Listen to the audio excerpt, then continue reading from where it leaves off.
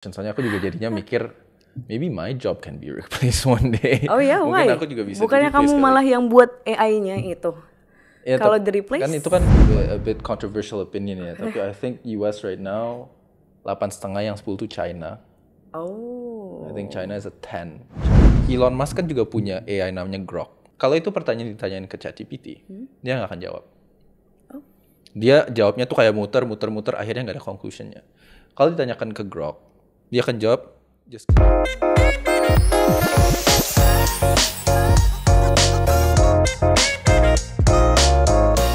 Halo semuanya, selamat datang kembali di Keypods.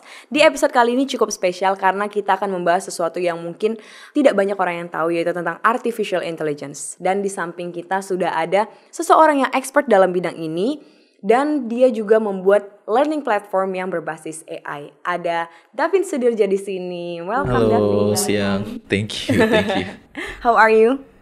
Good, baru dari kantor. Oh ya, Kantornya di mana sekarang? Itu kantor massa berarti ya? Ya, kantor massa di SCBD sekarang. Kita udah setahun di situ. Udah setahun.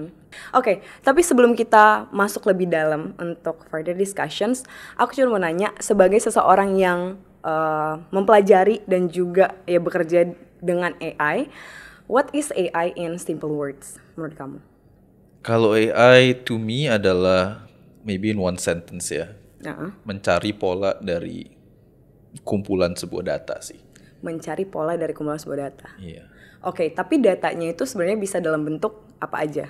Could be anything. Bisa kalau mungkin yang populer sekarang kayak misalnya ChatGPT kan datanya itu teks kan. Jadi ChatGPT itu sebuah AI yang kalau kita bertanya dia kan menjawabnya tuh udah dapat polanya dari data yang dipakai untuk melatih itu si ChatGPT. Jadi datanya itu kan kayak artikel-artikel, datanya buku-buku segala macam, ya teks kan.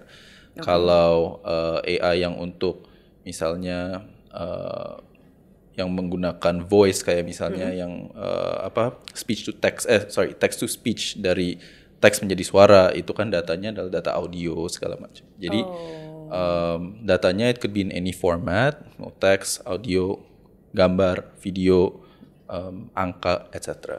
Berarti kalau misalnya dibilang kayak AI itu ya bisa juga disebut tools, itu benar berarti? Apakah dia tools atau dia sebenarnya kayak program, sistem, what do you call it? Artificial intelligence mungkin itu lebih jatuhnya to me itu sebuah algoritma kali ya. Algoritma. Iya, jadi kalau dibilang sebuah tools itu lebih di the technology behind that tool. Ya, jadi toolnya itu kan lebih ke maybe the product di depannya kan ya. Tapi I guess the artificial intelligence is the algorithm behind it sih. Terus kamu kan udah S1 dan S2 di Stanford. S1-nya ekonomi, S2-nya symbolic system program. Ini kalau tadi kita ngobrol, ini ternyata program yang mengkolaborasikan computer science dan juga philosophy. And psychology. Okay. Yeah. Why that major and why in Stanford? Oke, kalau pertanyaan tuh mau jawaban yang honestnya atau gimana? Jadi kalau sejujur-jujurnya, aku itu decide untuk S2 very late dan buat computer science sudah kelewatan deadline-nya. Oh ya? Jadi sebenarnya aku maunya S2-nya computer science. Jadi kalau maybe backtrack sedikit for context, itu kan aku S1-nya ekonomi. Ngambil minor di computer science. Nah, terus pas udah mau lulus S1, aku ngerasa kenapa sih maksudnya udah nyampe Stanford, masa aku nggak memperdalami computer science lebih lagi gitu, lebih lanjut. Dan Stanford tuh memang offer sebuah opportunity buat undergrad-nya, buat mahasiswa S1-nya untuk bisa lebih mudah mendapatkan spot di program S2. Tapi aku decide-nya itu udah di quarter terakhir aku di situ. Which means kalau buat computer science S2-nya itu aku harus apply-nya tuh maybe sebulan atau 2 bulan sebelumnya. Jadi deadline-nya udah lewat. Jadi the next available program yang punya yang aku bisa memperdalami computer science juga itu symbolic systems. Which turned out to be a really good decision karena dengan menggabungkan computer science with philosophy and psychology itu belajar AI-nya itu lebih nggak secara teknis aja ya, tapi juga kita secara konsep.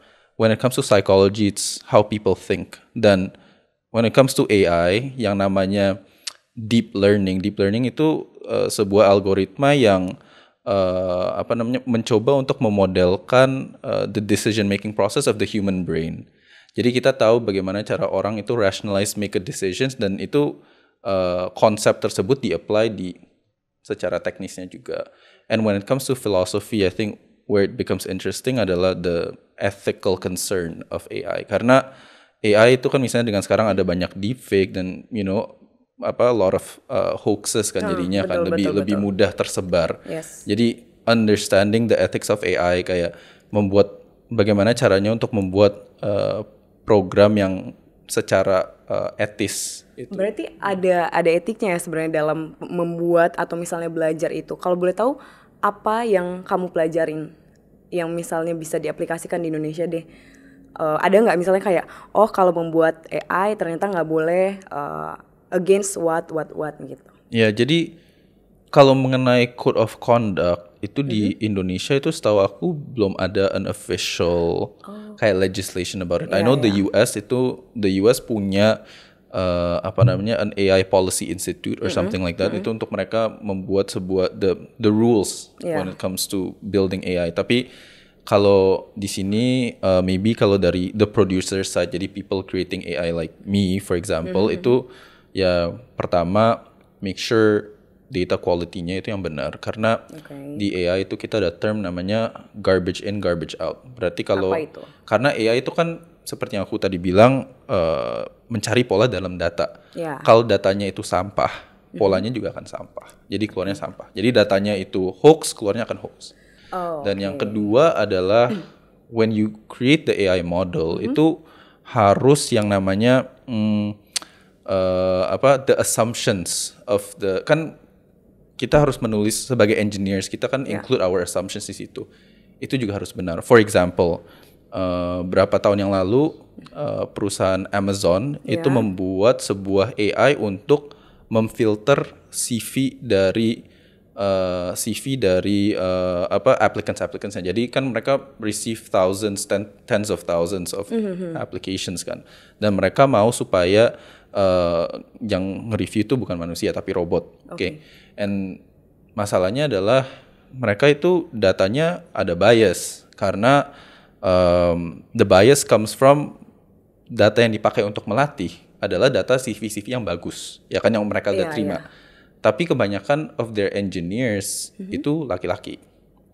Which means that walaupun Amazon itu mereka itu maksudnya nggak sadar ya, engineer-nya nggak sadar bahwa emang ada data bias itu. Tapi kenapa bisa nggak sadar? Apakah karena terlalu banyak datanya atau? Jadi the engineers kan mereka mungkin they just didn't realize that most of their engineers itu emang currently laki-laki. Okay. Jadi pas modelnya dibuat itu nggak realize bahwa modelnya tuh akan bias terhadap applicants yang laki-laki. Dan justru applicants yang perempuan itu dikasih ratingnya di minus. Jadi as an engineer, I think secara etis itu it's also our responsibility to make sure the data that we're using to train the AI itu as unbiased as possible. Tapi kalau kayak gitu berarti ada authorities-nya yang mengatur itu. Terus kalau misalnya ketahuan akhirnya bisa dipenjara dong ya kalau begitu. Kalau di US ya, kita ngomonginnya di US bukan di Indonesia. Kalau kayak gitu I'm not so sure.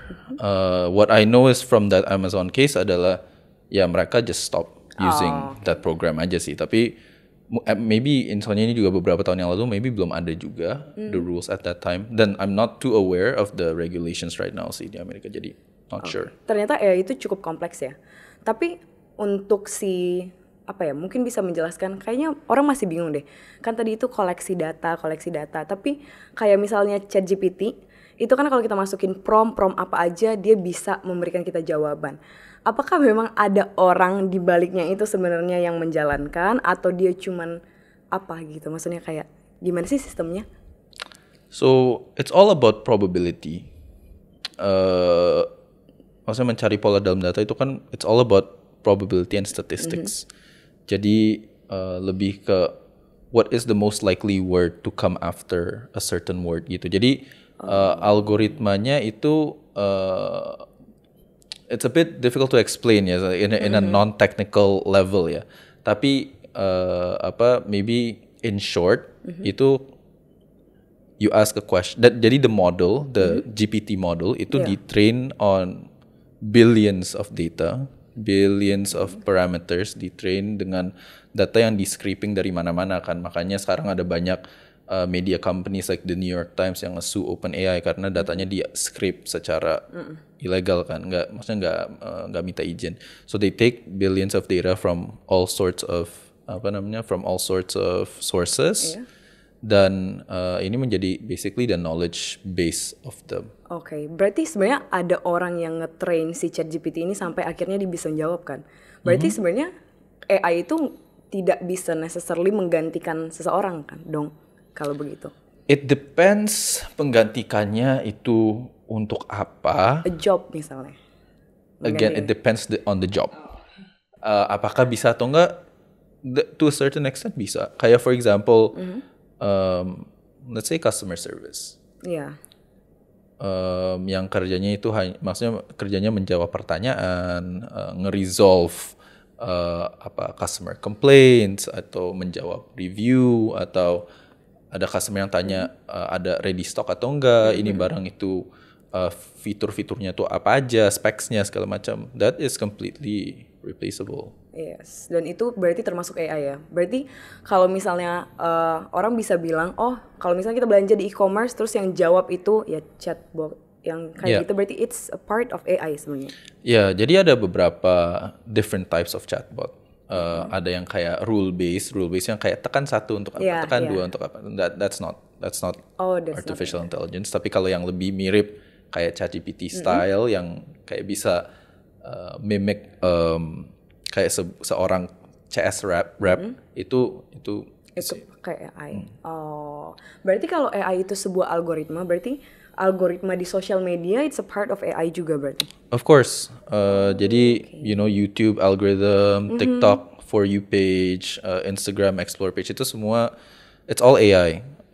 Ada waktu itu aku pernah baca artikel bahwa TikTok itu waktu itu kan sempat mau di-ban di Amerika. Yeah. Jadi unless si parent company-nya TikTok, si ByteDance itu ngejual TikTok itu US company. Tapi TikTok si ByteDance itu nggak mau jual the FYP algorithm of TikTok. Dia hanya mau jual TikToknya doang. The problem is kalau dia jual the platform only without the algorithm, itu value-nya tuh akan di minus setengah, like it will be half. Karena that's the valuable part. The algorithm is what makes people addicted to TikTok. Oke, tapi apakah emang secanggih itu sampai ini kan ngomongin TikTok ya? Kan kalau ngomongin TikTok, algoritmanya itu bahkan bisa membaca kalau kayak kita ngobrol.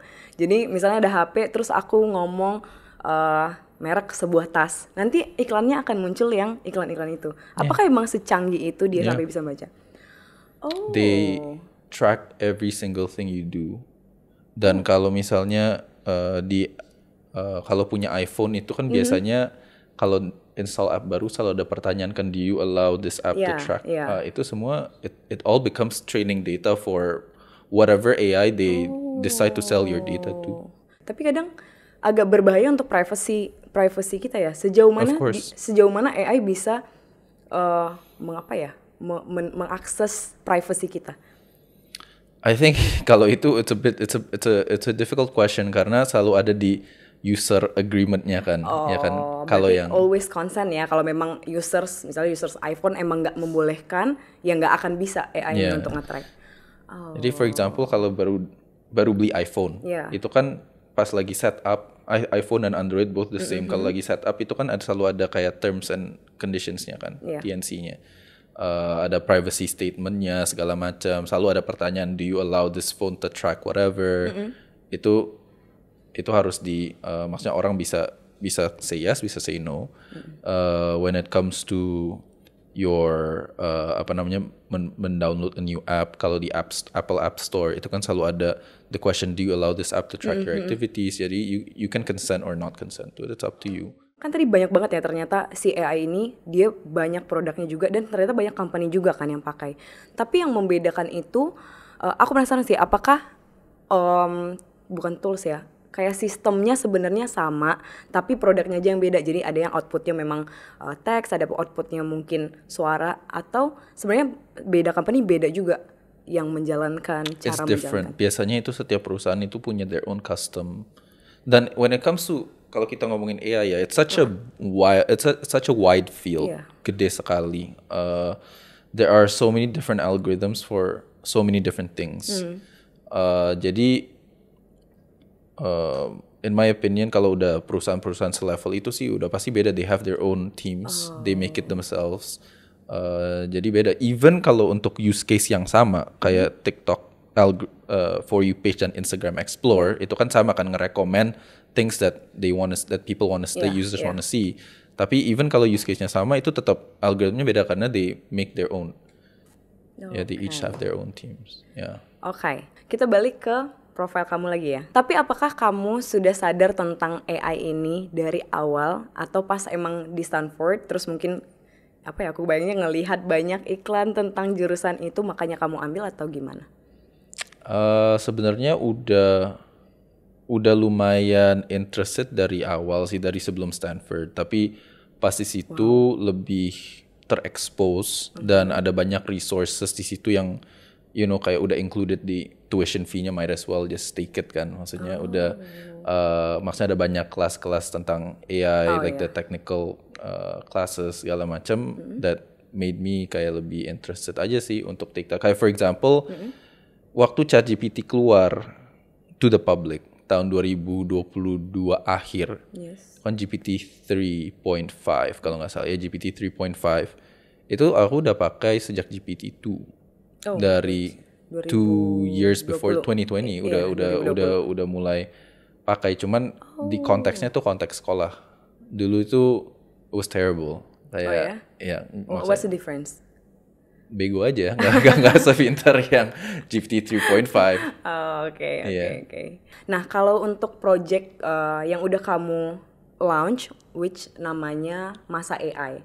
Kalau yang sejauh kita tahu kan itu sebenarnya learning platform. Tapi sebenarnya sudah berkembang ya. Kalau tadi Davin cerita udah jadi 3 bidang. Jadi jadi Masa itu a startup that I launched with my brother pas di Amerika. Maybe kita mulai develop itu sekitar 3 bulan sebelum aku lulus S2. Jadi awalnya itu we wanted to be an education company, education technology company. Jadi kita mulai dengan AI buat TOEFL dan IELTS. TOEFL dulu sih sebenarnya, waktu itu nama produknya Jenny. And then we launched it. Tapi as you know, education di Indonesia itu it's a tough field to play in. Karena impact-nya it's very long term. Kayak for example, kalau kita mau membuat startup yang targeting, let's say kayak tadi lah, customer service for example. Oke, kalau bisnis nanya impact-nya apa? Oke, dalam 1 bulan your cost will go down by X% atau your revenue, your sales will increase by X% gitu kan. Tapi kalau when it comes to education, tangible-nya apa? What's the direct impact? Okay, let's say direct impact-nya adalah overall maksudnya quality of the quality of graduates itu naik, bla bla bla. Tapi itu kan again quality of SDM tuh gimana cara evaluate-nya? Maybe dengan GDP growth. Tapi itu kan such a macroeconomic scale and it takes a very long time to measure the impact. Kayak for example kalau kita ngomong AI untuk TOEFL pun, kita bisa improve kemampuan bahasa Inggrisnya students, but kerasanya tuh kapan? It takes a really long time. Jadi so that means that kalau kita ngomong startups di bidang education, it's really hard to make money from it. Jadi kita decide waktu itu pas bulan maybe September tahun lalu, maybe kita pause si Jenny sambil kita mikir gimana caranya untuk still work in education, karena me and my brother we love education, tapi at the same time kan sebagai perusahaan masih baby, we need to survive secara cash flow basis kan. Jadi kita mencoba-coba different industries, kayak B2B kita develop custom AI for different companies, dan akhirnya kita ketemu a few different industries. Yang pertama adalah media, karena untuk membantu media companies yang especially the TVs yang sekarang lagi sunset, lumayan sunset. So we have to jadi kita membantu mereka, and secondly adalah kita membantu mengefisiensikan proses operasional di industri-industri alat berat. So like anything with heavy equipment, heavy machinery segala macam. Ini menarik juga ya. Kalau aku punya banyak pertanyaan sebenarnya. Yang pertama, pas kamu akhirnya memutuskan untuk edukasi dulu nih, what do you see that is wrong atau what the loopholes kali ya in education in Indonesia sampai akhirnya memilih kayaknya bagus nih edukasi. Sebelum akhirnya berpikir ternyata edukasi it doesn't make us survive for example. Yeah, soalnya I think education itu the loopholes ada lumayan banyak ya. I think the biggest one yang menurut aku very hard to solve adalah our teachers are not being paid enough. Full stop. Agree. Yeah. Jadi orang itu menjadi guru as a last resort, as a backup plan if everything else doesn't work out, kind of thing. And that's really sad karena jadinya they're not being paid enough. How do we expect them to be able to teach at a high quality? Itu susah banget. It's a sad truth aja. And akhirnya kayak these kids they have to rely on bimbel and whatever. And bimbel's very expensive. The cheapest one yang aku bisa temukan waktu itu adalah paket TOEFL paling murah yang aku temuin ya waktu itu.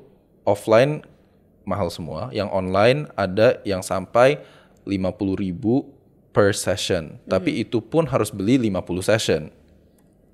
Tetap gede ya bayarannya. So still 2,5 juta kan, 50.000 per session. So akhirnya my brother and I decided untuk gimana kalau kita disrupt the TOEFL market, kita education market starting with TOEFL, dan kita charge-nya 50.000 per month. Because kalau with AI harganya masuk. So kita decide to do that. But then again, it's a tough battle. Nah kalau akhirnya beralih ke industri-industri lain, tapi yang di offer itu masih sama nggak? Boleh nggak tahu apa yang kamu offer dalam mempermudah ya, maksudnya AI? Gimana caranya kerja dengan AI itu?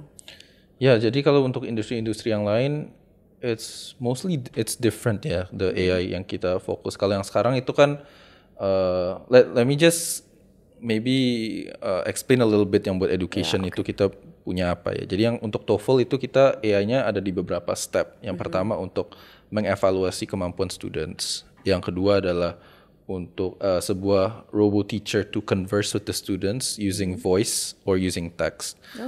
Yang ketiga adalah kita juga punya question dan the test generator, worksheet generator, segala macam. And ini semua kan modelnya bisa yang pertama kita lakukan adalah kita bisa repurpose the models untuk generate sesuatu misalnya. Itu kan bisa tinggal datanya dirubah and then itu bisa generate something else. Jadi kayak instead of data yang kita feed to the model itu data tes TOEFL, kita feednya misalnya data artikel, terus keluarnya dia bisa nulis artikel, for example.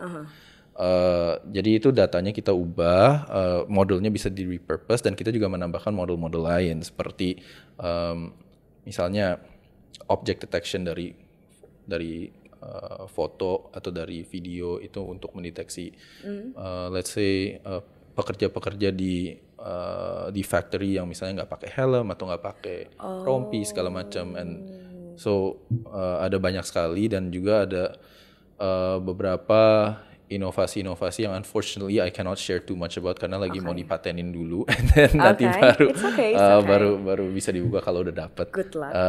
Thank you. Tapi sekarang education product udah launch lagi sih, namanya under different name. Namanya itu Sentra. Kita ganti. Tapi yang di offer masih sama. Jadi kita ubah Sentra itu sekarang TOEFL IELTS dan juga ada satu lagi untuk university prep. Jadi untuk anak-anak yang mau SBMPTN something like that ya. Sekarang masih fokusnya buat university di overseas dulu. Jadi untuk anak-anak dari sini yang mau sekolah S1 atau S2 di luar negeri, tapi soon kita akan bawa ke universitas. But what do you offer? Maksudnya kayak Ya.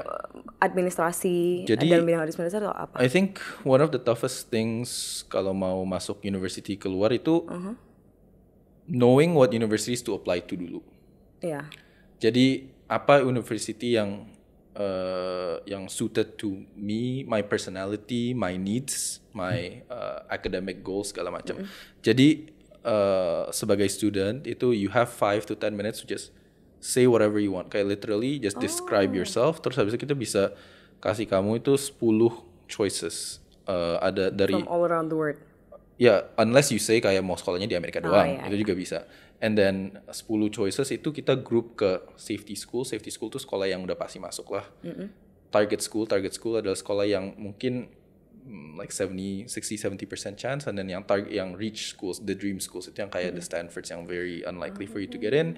And then dari situ kita juga guide you throughout the whole application process. Jadi kita kasih a personalized strategy, kapan kamu harus ngambil tes. Misalnya harus ngambil tes SAT, ACT, GMAT, GRE, TOEFL, IELTS, whatever. And then untuk each test kita juga memberikan bantuan, and then juga kita membantu dengan essays dan juga the university interviews dan segala macam. Nah, sekarang kita mau bahas tentang disrupsi teknologi. Kalau kamu pernah dengar dengan adanya AI, maksudnya kan banyak sekali. Kalau kamu sering baca artikel, AI itu bisa dianggap sebagai ancaman atau sebenarnya sebagai peluang. Nah, pertanyaan pertama sebenarnya yang paling sering didengar adalah karena orang lebih sering untuk mencari dan mungkin lebih gampang ya. Mungkin karena yang ditawarkan juga dalam bentuk video dan juga foto ataupun suara, orang lebih sering ke TikTok. Dan maksudnya mesin pencari lain selain Google. Nah, apakah menurut kamu nanti Google bahkan bisa bernasib sama kayak Yahoo, sudah tidak jadi search engine yang paling pamor gitu, paling famous? I don't think so, karena Why? sekarang juga Google is implementing their own AI. Iya, ada AI-nya mereka sendiri. Cuman the reason kenapa TikTok itu menjadi search engine yang sangat popular is because like langsung ada kontennya kan, dan nggak kayak it's not like the search itu beda aja lah, formatnya dan resultsnya juga beda ya. Kalau mengenai TikTok, I know aku nggak bisa komen terlalu banyak karena I don't use TikTok. Oh ya, you don't have account on TikTok? Pernah bikin a few years ago, tapi udah di-delete aplikasinya. I don't use it at all karena I know how addicting it can be. Jadi aku decide untuk nggak pernah install lagi aplikasinya. So I'm a Google person. Tapi kalau dari segi apa namanya, will Google become like Yahoo segala macam, aku nggak melihat that as a possibility. Karena when it comes to Google, it's not just a search engine. Google Drive, Gmail, Google Docs, semua itu it's a massive ecosystem yang at the end of the day tidak bisa digantikan. You cannot replace that. Atau it takes a lot to replace something like that. Apalagi digantikannya cuma dari TikTok, maksudnya yang base tidak sebanyak from the search ya kan. Aku lebih melihat AI itu sebagai opportunity. I think that everyone, kita sebagai people yang mungkin udah kerja atau whatever, itu nggak perlu lah tahu cara bikin AI ya. I mean that you leave that to the engineers, obviously, to the AI engineers. Tapi how to use them properly, how to use them in the way that it was intended to be used, itu I think it will give you a significant advantage over other people. Kayak for example, let's say if you're a journalist, maybe dalam sehari itu kamu bisa nulis maybe 3 articles. If you have the help of AI, you can write 10, 20, maybe ini, dan cuman AI yang untuk membantu menulis saja, belum hitung AI untuk pick the headline to optimize the SEO, segala macam. Itu it will increase your productivity by so much. Jadi I think as working professionals, you should see AI sebagai sebuah opportunity to make your productivity meningkat aja sih. Cuma yang harus dipikirkan adalah how do you make sure bahwa AI itu nggak dipakai untuk untuk meracuni your mind. Kayak when it comes to the hoaxes and the deepfakes and whatever itu aja yang harus diperhatikan. Tapi kalau makanya mungkin butuh verifikasi lagi ya. Once kita udah dapat jawaban misalnya dari ChatGPT, we need to verify gitu. Yeah, exactly. It's just kayak gini loh. Let's just put it this way.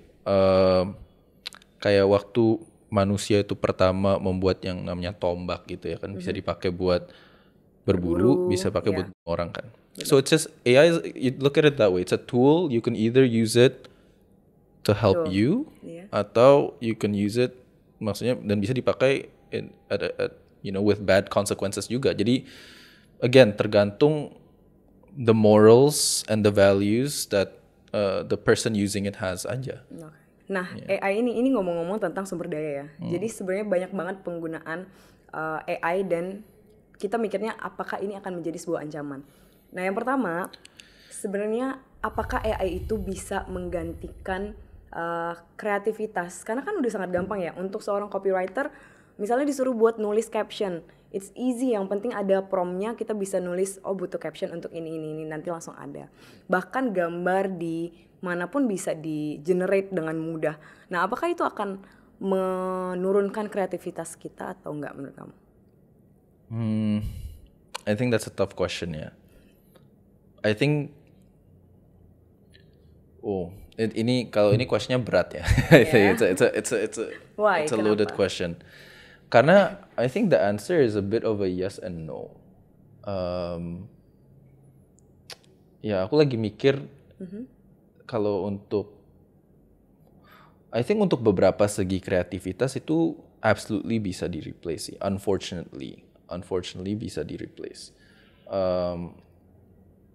Tapi I think there are right now, kalau sekarang itu menurut aku the current AI models are still not good enough to replace the creativity, karena when it comes to generating images dan segala macam itu masih ada suka banyak error-errornya ya. Like when it comes. Tapi kan itu akan berkembang kan sebenarnya. Berarti ada probability in the future kalau itu mungkin bisa menggantikan kreativitas ya. Yeah, in a way yes, tapi juga again when it comes to AI kan it depends on the data yang dipakai untuk train the model kan. Jadi kalau datanya udah lama dan udah outdated, ya the model ya akan kayak nggak akan berkembang kan, akan begitu-begitu aja kan. So you still, in my opinion, itu masih perlu a fresh set of data that you need to keep feeding into that to make the model improve kan. Jadi I think at the end of the day masih ada that part yang nggak bisa di-replace, and the other part yang nggak bisa di-replace adalah I think creativity itu bisa diikat. Okay, when it comes to art ya, mau music, painting, whatever, itu kan masih bisa di-connect dengan the emotions and the feelings of the person making it. Dan sekarang kan AI nggak ada. Iya. Ya kan? Apakah di kemudian hari mungkin ada? Sampai sebegitu canggihnya sampai dia bisa mendeteksi emosi. I think I will be dead before that happens sih. It's still a long time. Masih still a long time from berarti now. Kalau dari statement kamu berarti nggak akan setuju nih dengan statement AI works better than people. In a way bisa. Jadi setuju dan nggak setuju. Kenapa? Ada beberapa hal yang bisa emang lebih mudah untuk di-automate dengan menggunakan AI. Let's say gini deh. Let's say I own misalnya aku adalah sebuah owner of a logistics company yang banyak harus input data kayak invoice dan segala macam. Okay, let's say a person itu bisa, ya aku hire orang untuk bantu entry data kan, untuk entry my data into the database. Tapi kalau ada sistem di mana itu invoice yang masuk dijepret foto langsung di-read masuk automatically, pekerjaan yang biasanya memakan waktu, misalnya satu dokumen itu memakan waktu 1 jam atau berapa menit lah, dibikin cuman jadi 10 detik, then obviously the AI is better in that job. Tapi ada beberapa pekerjaan lain yang nggak bisa di-replace. Ya kan? Jadi ya give or take, there are some ada beberapa case di mana AI is better. Better. And there are other cases where humans are better. Gitu sih. Nah, terus sekarang ini ada yang namanya deep AI effect. Jadi kalau kamu aku sering lihat di TikTok gitu sih. Misalnya suara bisa digantikan atau mungkin juga bisa, kalau sekarang yang lagi tren juga di mana orang yang mungkin sudah meninggal ada fotonya terus bisa dibuat berpelukan yang kayak gitu. Nah, kalau itu apakah do you think it is ancaman atau bahaya untuk masyarakat? Yeah, I think it's ethically wrong. Okay. I think itu morally juga aku nggak setuju dengan hal-hal yang seperti itu ya. Ya, tapi kalau apakah itu sebuah ancaman? Absolutely, karena imagine kita kita membuat sebuah rekaman yang sebenarnya it's fake tentang sebuah tokoh yang ngomong sesuatu yang misalnya tokoh yang emang influence-nya gede dan dia mengatakan sesuatu yang kontroversial gitu kan, yang bisa membelah masyarakat or whatever. I think that's very dangerous. Dan right now, deepfakes itu masih kalau kita matanya lumayan jeli dan lumayan observan itu mungkin masih bisa didetect ya, apakah dari mata kita sendiri apakah ini sesuatu itu video atau audio atau whatever itu deepfake atau enggak. Tapi kalau as the AI models get better and tambah susah untuk mendetek, then it can become a really big problem. Karena sebenarnya banyak banget ya, bahkan bukan cuma si deep AI, apalagi aku melihatnya sih karena kita kan lagi ya banyak lah ya, misal perpolitikan juga itu kan jadi sebuah mungkin black campaign kalau misalnya orangnya memang gampang percaya, dan it's unfortunately happen di TikTok atau mungkin di Instagram kayak gitu. Nah, sebenarnya selain itu ada juga orang-orang yang mungkin menggunakan si ChatGPT for example atau AI ini untuk hal-hal yang tidak biasa. Nah, kalau kemarin aku bacanya ada seseorang yang menanyakan dan menyuruh ChatGPT untuk pura-pura jadi suaminya yang sudah meninggal. Yang kayak gitu. Atau misalnya menanyakan ChatGPT tentang Tuhan. Nah, tapi kan walaupun pertanyaan aneh, ChatGPT akan selalu bisa menjawab kan? Ya, jadi But what do you think? I think firstly ini semua itu depends on the engineers yang membuatnya. Karena it follows the policies of the company. Kayak for example, Elon Musk kan juga punya AI namanya Grok. Grok kalau dilawan sama ChatGPT dengan pertanyaan yang sama. Kayak misalnya pernah dengar this thing called the trolley problem nggak ya? Jadi the trolley problem tuh kayak let's say itu ada kayak trolley yang lagi ada kereta jalan dan di sini tuh ada di rel keretanya tuh ada 5 orang diikat. Jadi akan ngelindas ya. Kamu punya the power to change the direction ke rel yang satunya, tapi di sini ada 1 orang. Will you do it or not? Kalau itu pertanyaan ditanyain ke ChatGPT, dia nggak akan jawab. Dia jawabnya tuh kayak muter, akhirnya nggak ada conclusionnya. Kalau ditanyakan ke Grok, dia akan jawab just the 1 person. It's okay, maksudnya you saved 5 people itu because you're saving 5 people. The thing, jadi maksudnya walaupun ini dua-duanya adalah large language model yang bisa menjawab pertanyaan-pertanyaan kita, itu the logic behind it itu masih human. It depends on the company policy, maksudnya bagaimana caranya address these issues yang controversial, and to a certain extent emang kadang-kadang ada beberapa isu yang nggak terpikirkan oleh the engineers kan, kayak misalnya me as an engineer, I want to make a ChatGPT misalnya, emang aku kepikiran ada orang yang pakai buat ngomong sama suaminya udah mati, itu kan nggak kepikiran juga kan. So it makes it really hard. Ya jadi kalau if I had to improve it ya mungkin ada kayak quality assurance model, jadi semua pertanyaan yang sudah ditanyakan running through QA untuk tahu apakah ini kayak red flag atau enggak. Kalau gitu next time ada orang yang tanya pertanyaan yang sama, maybe bisa di flag dan gak dijawab, atau it depends on the company sih. Tapi ini menarik ya, karena ternyata beda company, beda juga policy-nya, beda juga mungkin cara menjawabnya. Karena mungkin orang berpikir kayak, oh ya itu robot jadi dia bisa menjawab segala sesuatu. Padahal ada human di balik itu semua kan. Ada the logic, ada engineer-nya. Terus kalau misalnya masih ngomongin AI dengan banyak dan besarnya AI, masifnya AI, what do you think most potential career untuk, apalagi untuk Gen Z ya, untuk yang seumuran kita mungkin, yang masih berhubungan dengan AI? Another good question. It's another good question. Soalnya aku juga jadinya mikir, maybe my job can be replaced one day. Oh ya, why? Mungkin aku juga bisa bukannya kamu malah yang buat AI-nya itu? Ya, kalau di-replace? Kan itu kan sekarang on a day-to-day basis kayak running a company for example gitu kan, maybe you can create a robot CEO, maybe I don't know. Maksudnya robot CEO. It's not impossible gitu loh.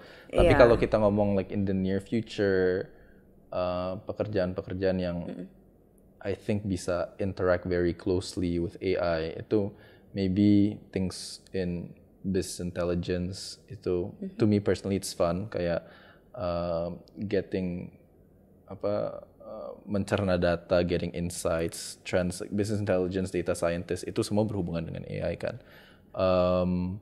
Maybe kalau pekerjaan-pekerjaan di mana AI can help you, designer. I think banyak banget sekarang yang bisa nge-generate ini ya, gambar, visual. Iya, kalau in Masa sendiri our designers itu mereka memakai AI for inspiration aja sih. Soalnya kan kadang-kadang suka ada design block atau segala macam. Jadi yang things yang berbau-bau kreatif itu kalau the AI models are not good enough right now, ya maksudnya mereka bisa pakai buat inspirasi kan.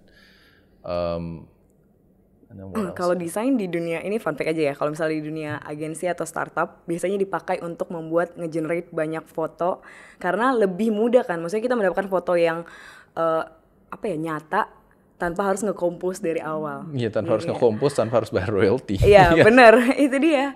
Jadi interesting sih. Nah, kalau misalnya ternyata banyak banget hal yang bisa atau pekerjaan yang bisa digantikan oleh AI, menurut kamu apa skill atau core skill yang seharusnya kita punya supaya kita nggak tergantikan nanti oleh AI?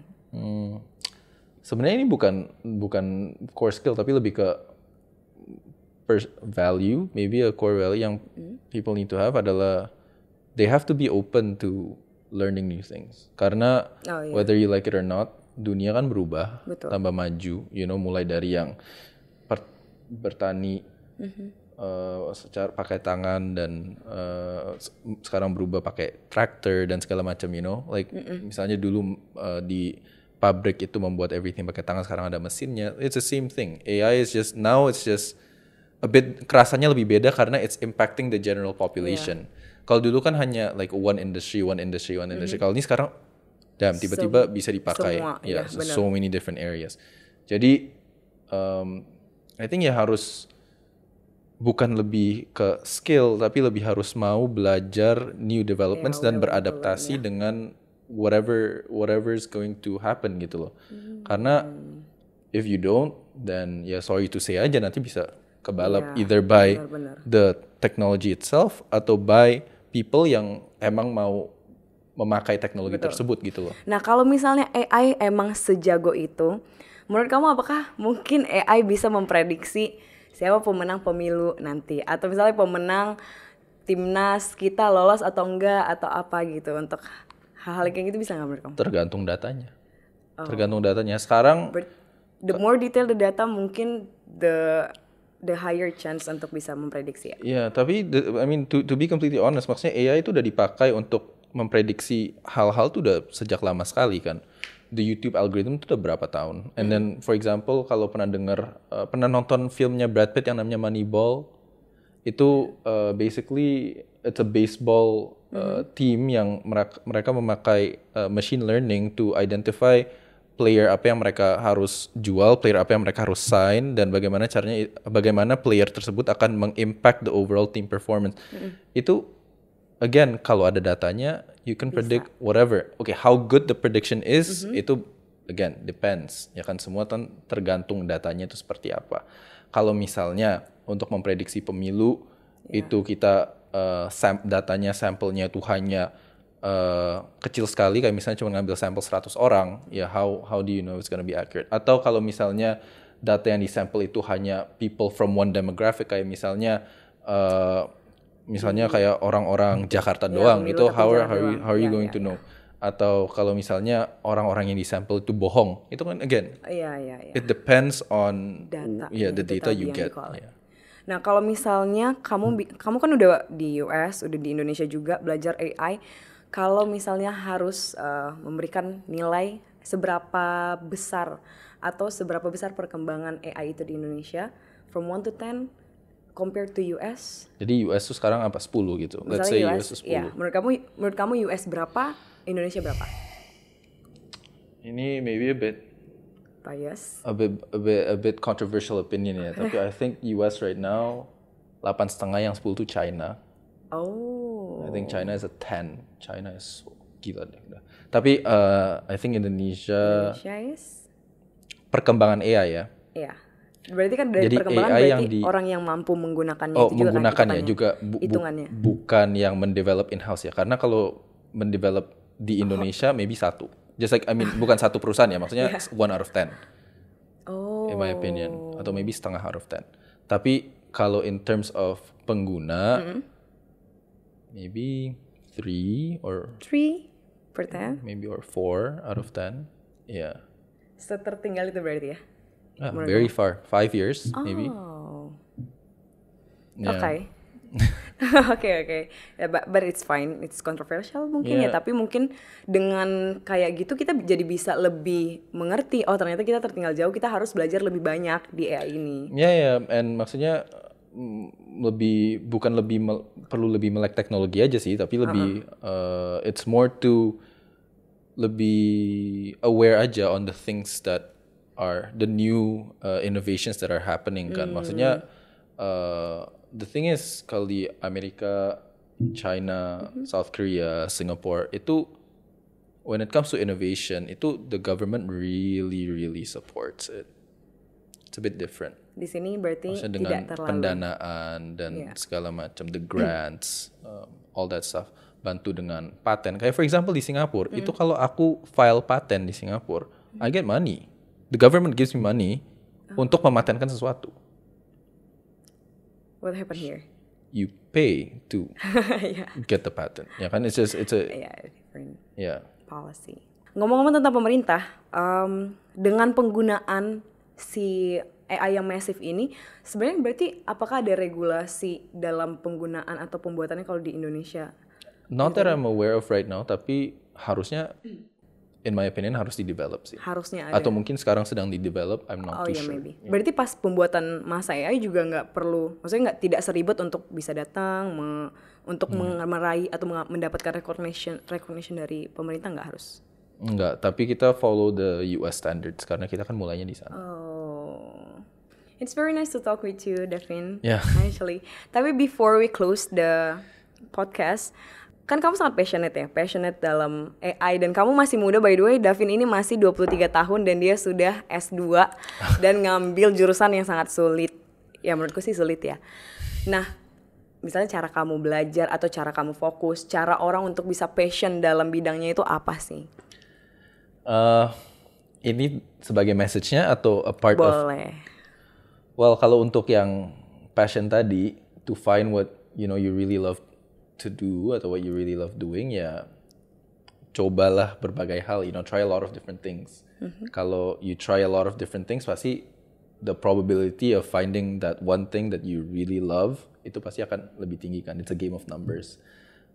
Kalau mengenai perkembangan zaman dan segala macam, just keep your eyes open karena maksudnya change is coming, innovation is coming whether you like it or not. Jadi just be aware and be flexible, be adaptable and be willing to learn new things. Yes. Nah, itu aja sih. Masih ada atau dua pertanyaan deh. Oh, Karena yeah, aku kepo juga. Yeah. Kalau misalnya belajar, karena kan menurutku sih butuh sangat fokus ya untuk belajar hal yang kayak gini. How do you study? How do I study? Aku jujur nggak suka yang belajar. I like reading books, tapi aku nggak terlalu belajar using books. I read books because I'm curious about apa isinya dan bla bla. Tapi kalau belajar untuk membuat sesuatu and like let's say belajar tentang AI lah, I think yang the most effective way for me adalah just start a project. Maksudnya start a project tanpa, for example ya, aku pernah membuat AI untuk mendeteksi dan memperbaiki a golf swing. Jadi caranya orang swing a golf club gitu. Itu aku nggak tahu anything about, kan itu kan ada banyak sekali itu the layers. Pertama harus tahu dulu posisi yang benar itu seperti apa, and then harus bisa dari video itu dari angle yang berbeda-beda itu mendeteksi pose yang benar itu seperti apa, segala macam. Itu I didn't know how to do it sebelum itu, tapi ya maksudnya I like to just try dan sambil belajar sambil ngerjain, karena that's the way for me untuk make things itu benar-benar nempel di otak. That's one of tips ya untuk belajar ternyata. Jadi while we doing it, we studying. Yeah. One last questions maybe. Ini kind of personal, tapi what do you do for fun beside doing your job, doing study? Golf, boxing. Golf, boxing, yeah. I love sports. Jadi udah itu aja sih. Does Netflix count? I'm pretty basic lah. Kayak I'm like everyone else. I love watching Netflix. I love YouTube Shorts. I spend too much time on YouTube Shorts. I love Instagram Reels. What content do you usually watch? Aduh. Apakah yang emang akademikal sampai bisa mendukung? Nggak, aku kontennya tuh kayak very random. Kayak kadang-kadang ada yang muncul tuh konten about traveling, kadang-kadang ada yang tentang poker, kadang-kadang tentang racing. So it's just random. Kayaknya my YouTube algorithm tuh juga bingung about me juga sih, honestly. Yeah. Okay, Davin, it's very nice to talk with you. Terima kasih banyak sudah sharing tentang AI, tentang gimana cara kamu belajar juga dan juga masa AI. Is there any other project mungkin yang dalam waktu dekat ini untuk si masa? Yeah, there are a lot of exciting stuff happening. Okay. Just wait and see. Okay, we will wait and see. So good luck for everything, for your journey, for everything that you are now doing. Yeah. So good luck.